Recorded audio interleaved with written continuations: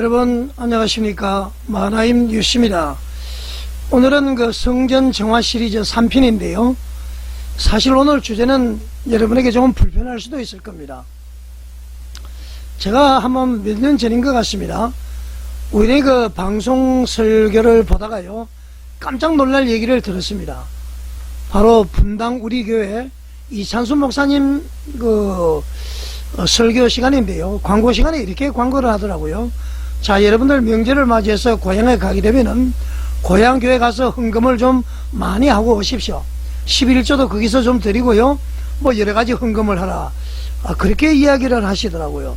여러분 다니시는 교회의 목사님 그렇게 여러분 하는 거 말씀 들어보셨습니까?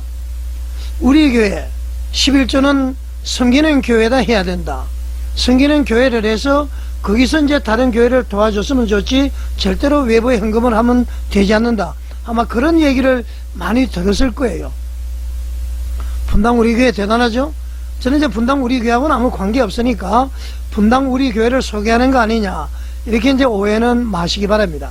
또 어떤 분들은 이찬수 목사께서 신영복을 존경한다, 그분이 좌파가 아닌가, 막 이렇게 하시는 분들도 있는데, 제가 확인해 보지는 않았습니다만은 좌파는 아닌 것 같습니다.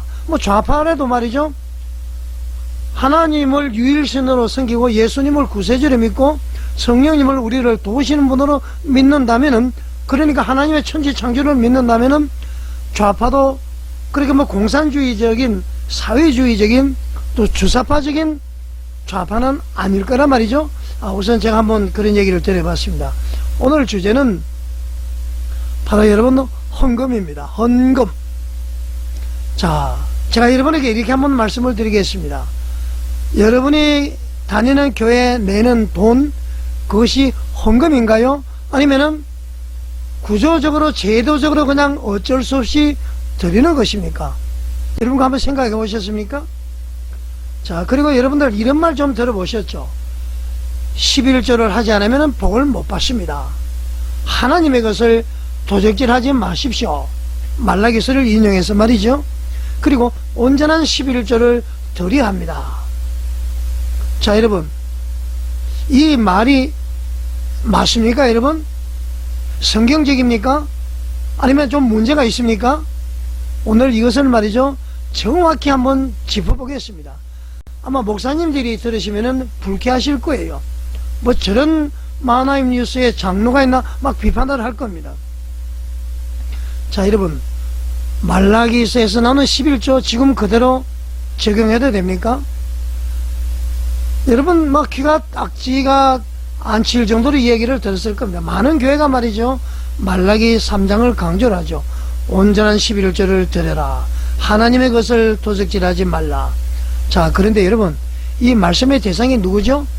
말라기 그 시대에는 그 대상의 구약이 바로 이스라엘 백성입니다. 이스라엘을 향한 말씀이죠. 다시 말하면은 율법 체계 안에 있는 이스라엘 백성에게 던진 하나님의 말씀인 것입니다. 자, 11조는 말이죠, 한번 다시 분석을 해보면은 레위인이라든가 제사장이라든가 성전 운영을 위한 하나의 국가적으로 종교적인 제도였다고 볼 수가 있습니다. 그렇지 않습니까, 여러분? 근데 지금 우리 대한민국 신약시대 교회는 어떻습니까?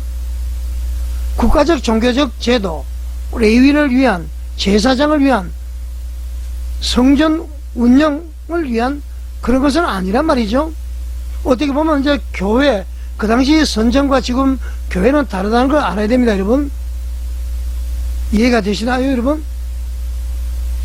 이걸 그대로 가져와서 11조를 하지 않으면 도적질이다, 이렇게 말을 합니다. 여러분, 이것은 말이죠, 매우 조심해야 될 적용인 것입니다. 함부로 적용해서 안 된다, 그런 얘기죠. 여러분, 신약시대에서 말이죠, 사도들이, 예수님의 제자들이, 사도 바울이 11조를 의무로 명령한 적이 있습니까? 없습니다, 여러분. 신약의 헌금 원리는 어떻습니까? 신약에서의 헌금은 분명합니다. 각각 그 마음에 정한 대로 할 것이요, 억지로나 인색함으로 하지 말지니라고 분명히 고린도후서 9장 7절에 나와 있습니다. 다시 한 말씀드릴까요? 각각 그 마음에 정한 대로 할 것이요 억지로나 인색함으로 하지 말지라. 핵심이 바로 이것입니다. 여러분, 이 정리를 하면은 자원함으로 할 것, 기쁨으로 할 것, 사랑을 가지고 할 것, 그렇습니다. 여러분, 자원함으로 하셨어요? 기쁨으로 하셨어요? 사랑하는 마음으로 하셨어요? 지금 교회는 어떻습니까? 이 정도는 해야지. 이거는 기본이야. 이건 반드시 해야 돼. 장로가 되려면은, 집사가 되려면은, 권사가 되려면은 헌금을 잘해야 돼. 지금 여러분 뭐 제가 방송을 해드렸습니다만 부산 포동교회는 VIP, VVIP, VVIP 김문훈에 대해서 신방을 받으려면은 보고를 할 때에 이 사람이 말이죠 24년도, 25년도, 26년도 헌금 통계를 내야 된답니다. 700만원을 어떤 라인에 뒀다 그런 제보를 받았습니다. 700만원 이하, 700만원 이상, 최소한 700만원 이상해야 교인의 대접을 받는다는 그런 제보가 있었던 것 같습니다. 그리고 여러분 아시겠지만은 장로가 되면은 감상금 1000만원, 500만원, 300만원. 여러분, 이것도 말이죠 신약적 헌금이 아닙니다. 이것은 완전히 압박입니다. 협박입니다. 협박. 하나님의 말씀을 빙자해서 성도들에게 내리는 협박이요 압박으로 볼 수가 있습니다. 한국교회 헌금 구조의 현실 한번 볼까요? 자, 자세하게 한번 보겠습니다. 교회 여러분 헌금 종류가 얼마나 많습니까? 자, 주일헌금이 있습니다. 11조가 있습니다. 감사헌금이 있습니다. 건축헌금이 있어요. 성교헌금이 있어요. 특별헌금이 있어요. 절기헌금이 있어요. 1천문제, 2천문제 뭐 온갖 명목으로 말이죠 성도들을 옥죄고 있습니다. 끝이 없습니다. 끝이 없어. 김진웅 목사님도 그랬죠. 주일헌금, 감사헌금 딱 그렇게 해야지 무슨 봉투가 이렇게 많으냐. 뭐 사실 아닙니까 여러분? 문제는 여러분 무엇입니까? 이 헌금이 점점 신앙의 어떤 차원이 아니고요 구조가 되고 있다. 이 구조라는 것은 바로 제도가 되어버렸다. 헌금이 신앙으로 나타나는 헌신이 아니라 아예 헌금을 하는 구조가 되어버렸다. 안 되는 것이죠. 더 심각한 문제는 뭡니까? 헌금을 많이 하면 인정을 받고요 안 하면 눈치 보게 되는 분위기. 여러분, 이게 교회입니까? 헌금을 많이 하면 복을 받고 헌금을 안 하면 복을 받지 않습니까? 부자면 복을 받은 것이고 가난하면 저주를 받은 것입니까? 그거 아닙니다. 여러분, 하나님의 섭리에 따라서 그렇게 이루어지는 것이에요. 여러분, 자, 우리 대한민국 교회는 어제도 제가 방송을 드렸습니다마는 썩어져가는 구습을 쫓는 옛사람을 벗어버리고 의와 진리의 거룩함으로 지으심을 받은 새 사람을 입어야 되는데 과연 우리가 구습을 쫓는 그런 사람인지 옛사람인지 새로운 새 사람인지 우리는 돌아봐야 됩니다. 우리 자신도 돌아보고요 소위 주의 종이라는 목사들도 우리가 봐야 되는 것입니다. 자, 그래서 사꾼 구조 그리고 헌금 문제 한번 살펴보겠습니다. 사실 이 문제는 아주 더 중요한 문제죠. 아까도 얘기를 했습니다마는 일부 목회자들은요 헌금을요 어떻게 하고 있습니까? 하나님의 일로서의 헌금이 아니고요 재정 확보 수단으로 사용을 합니다. 교회 정축, 교회 건축 이 목적으로 사용하고 있죠. 자신의 육신의 정욕, 안목의 정욕, 이생의 자랑의 도구로 쓰기 위해서 헌금을 사용하고 있다. 그렇게도 볼 수 있는 것입니다. 그래서 여러분 헌금 설교를 자주 하고요 죄책감을 자극하고요 복과 막 저주를 연결시킵니다. 복 받으려면 헌금. 자, 여러분 이것이 무엇이죠? 바로 전형적인 사꾼의 모습인 것입니다. 예수님께서는 분명히 말씀하셨어요. 사꾼은 양을 위해서 목숨을 버리지 않는다. 자, 결론적으로 헌금의 올바른 정신이 회복되어야 됩니다. 자, 여러분 문제는 말이죠 헌금이 아니에요. 헌금을 왜 누구에게 드리느냐, 헌금을 왜 드리고 누구에 드리느냐, 이걸 우리가 알아야 되는 것입니다.